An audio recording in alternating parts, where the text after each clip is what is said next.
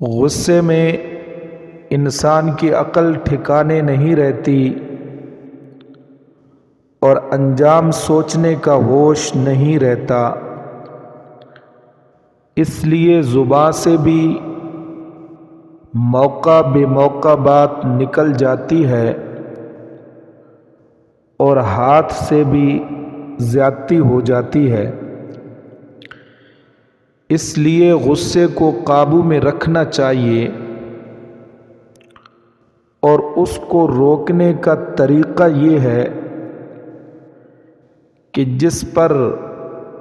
غصہ آیا ہے اس کے سامنے سے فوراً ہٹ جائے،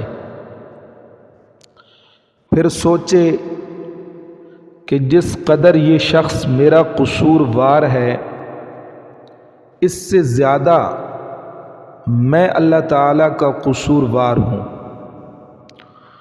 اور جیسا میں چاہتا ہوں کہ اللہ تعالیٰ میری خطا معاف کر دیں،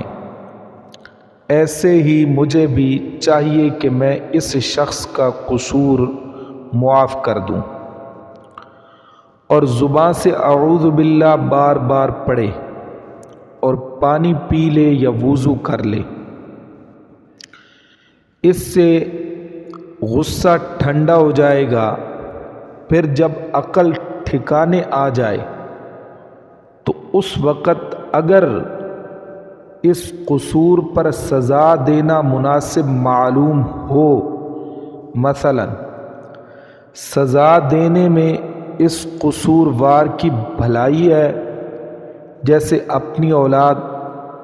کہ اس کی اصلاح ضروری ہے، یا سزا دینے میں دوسرے کی بھلائی ہے، جیسے اس شخص نے کسی پر ظلم کیا تھا اور مظلوم کی مدد کرنا اور اس کا بدلہ لینا ضروری ہے،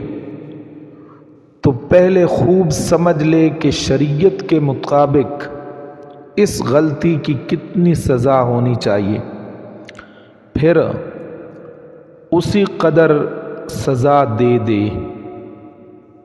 چند روز اس طرح غصہ روکنے سے خود بخود قابو آ جائے گا اور تیزی نہیں رہے گی۔ بغض و عداوت بھی اسی غصے سے پیدا ہو جاتی ہے۔ جب غصے کی اصلاح ہو جائے گی تو بغض بھی دل سے نکل جائے گا۔